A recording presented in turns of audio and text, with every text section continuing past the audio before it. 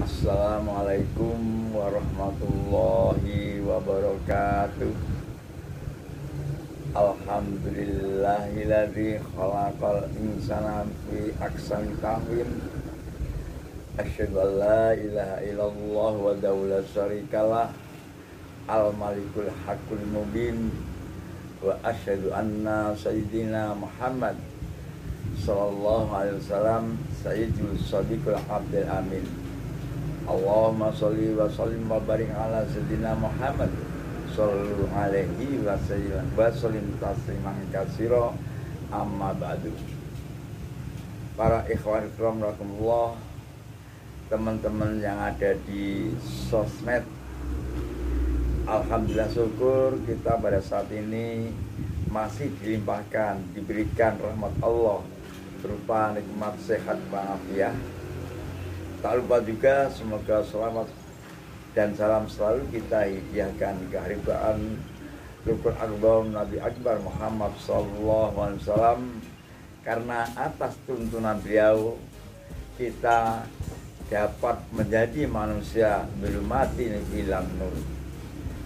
Saudara-saudara sekalian yang ada di dunia sosmed, dalam tema hari ini kami ambilkan yakni manusia makhluk Allah yang paling sempurna. Nah, sebelum kita akan membahas hal tersebut yang saya ambilkan dengan nukilan-nukilan dari ketasawufan dan dari ilmiah-ilmiah yang kami dapat, nanti insya Allah kita akan lebih paham dan lebih jelas. Dengan adanya itu, sebelum kita lanjut, mari absen dulu dari mana saja Anda berada sebagai penonton penggemar Abah Thoyib. Dan jangan lupa juga buat penonton yang setia menonton ini untuk tekan tombol like dan loncengnya agar selalu update video terbaru dari Abah Thoyib. Mari kita simak nukilan-nukilan yang akan kami paparkan sebagaimana manusia merupakan makhluk Allah yang paling sempurna. Karena makhluk Allah itu ada manusia, ada malaikat, bahkan ada setan, ada binatang, karyawan, dan lain sebagainya. Maka dengan ini kesempurnaan yang diberikan kepada manusia dari Allah Subhanahu wa taala, pemberian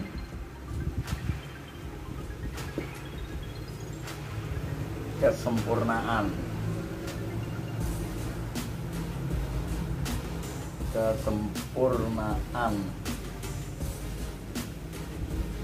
dari Allah kepada manusia.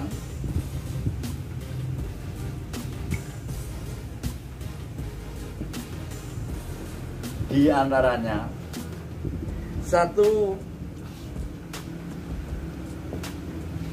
kita diberi akal. Manusia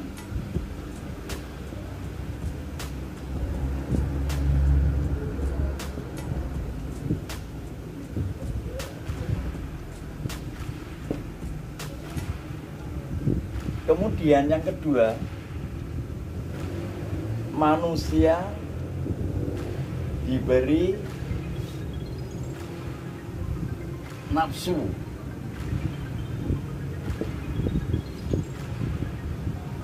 Kemudian yang ketiga, manusia diberi sifat.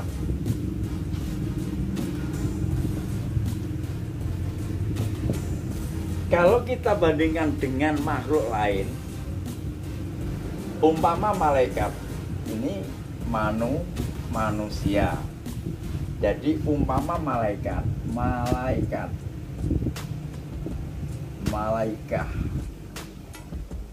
itu tidak ada akal, jadi tidak ada nafsu dan tidak mempunyai sifat kebaikan atau keburukan, yaitu malaikat hanya dikasih akal.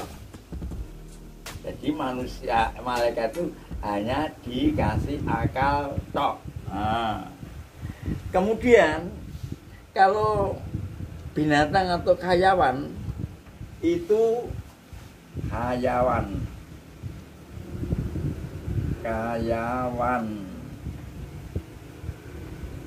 hanya diberi nafsu, tidak ada sifat yang lainnya.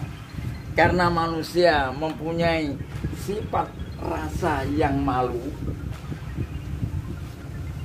Karena apa? Dari Allah Subhanahu wa taala kita itu diberi sifat yang kebanyakan sifatnya itu termasuk sifat malu, izin. Nah, kita kupas sedikit dari masalah keakalan manusia. Kita sebagai makhluk di bumi ini tugasnya dari Allah dijadikan manusia itu untuk khalifatul ardi, yakni untuk memelihara bumi. Memelihara itu banyak cabang-cabangnya, ya mungkin menggali apa yang ada di dalam bumi, bercocok tanam, kemudian memelihara apa yang ada, yang telah diberikan Allah kepada kita. Nah, dengan adanya itu kita memakai akal, kesempurnaan dari implementasi manusia itu untuk melaksanakan khalifatul ardi diberi akal. Contoh, banyak yang disebutkan oleh orang-orang, umpamanya seorang itu atau anak itu akalnya melebihi akalnya malaikat, saking pintere, saking jeniusnya. Kemudian ada juga seorang sopir, umpamanya dia melaksanakan menyopir truk dengan jalan yang sangat mengerikan dan sangat cerdas sekali, tapi dia itu mampu untuk melaksanakan pekerjaan itu. Makanya dikatakan sopir itu bagaikan sopir malaikat, bagaikan sopir yang berwatak dewa berinisial malaikat. Nah, ini kebanyakan orang-orang itu mengatakan hal yang demikian itu. Maksudnya akal kita tuh sangat jenius sekali untuk melaksanakan perbuatan-perbuatan yang dilaksanakan oleh manusia itu. Paham kiranya? Jadi kami ulang sedikit, manusia diberi oleh akal, diberi Allah akal itu dipergunakan untuk kepentingan-kepentingan, karena tugas manusia itu adalah khalifatul fil ardi, sebagai khalifah di bumi, yakni mengurus apa semuanya yang terkandung, yang ada dan lain sebagainya, pokoknya yang ada di bumi kita ini. Paham?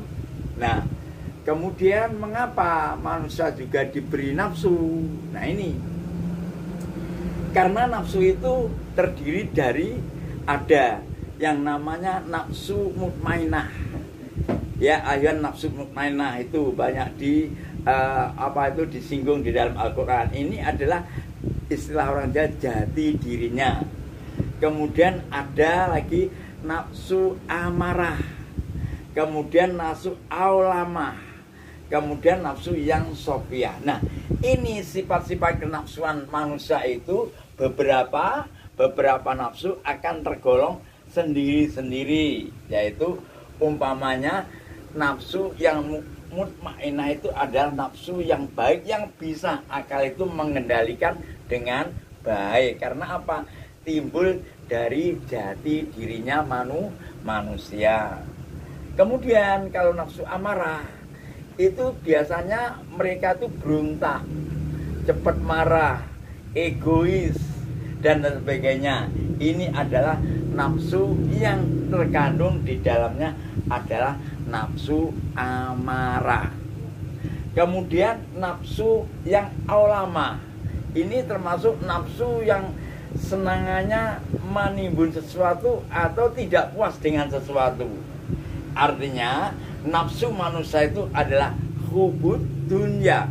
Padahal dunia itu kalau tahu yang pas, yang hakiki, harganya tidak ada di sana, di balik kehidupan kita.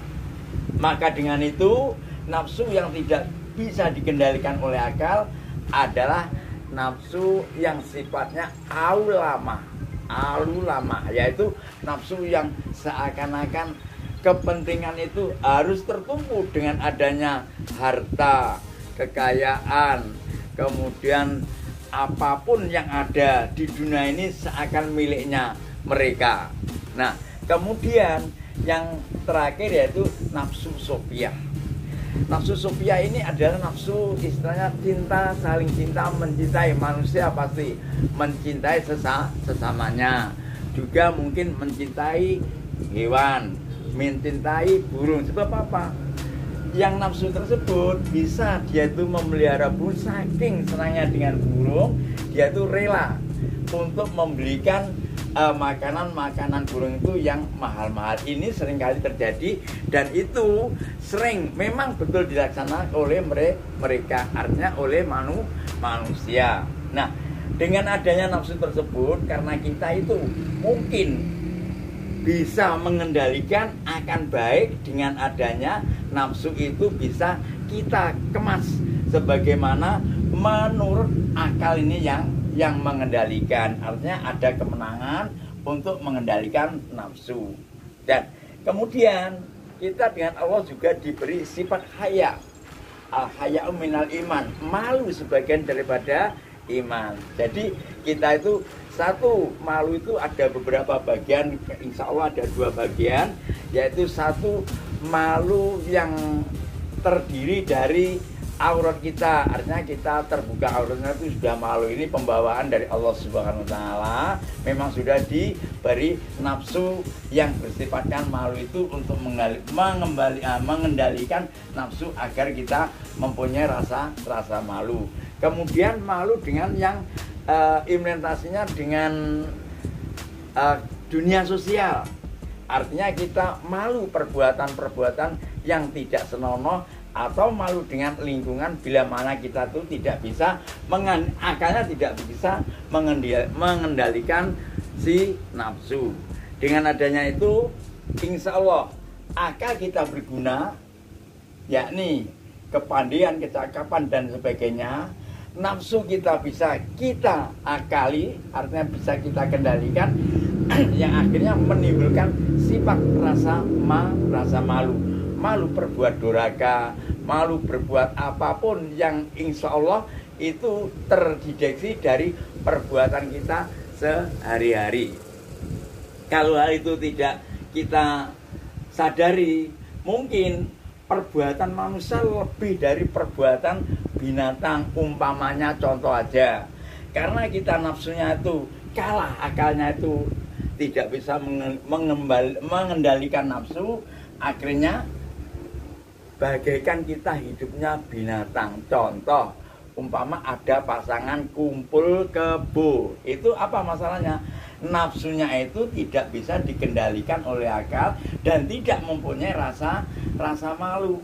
Kumpul kebo itu kan hanya mewakilan sebagian binatang. Mungkin ada kumpul macan, kumpul anjing, kumpul kucing dan lain sebagainya. Maka dengan itu semoga nafsu kita itu bisa kita kendalikan dengan akal, akhirnya bisa mendatangkan atau bisa mendapatkan sifat yang akan rasa malu. Insya Allah sementara hal ini dulu yang kami sampaikan, mudah-mudahan bisa berguna, bermanfaat kepada kita semuanya.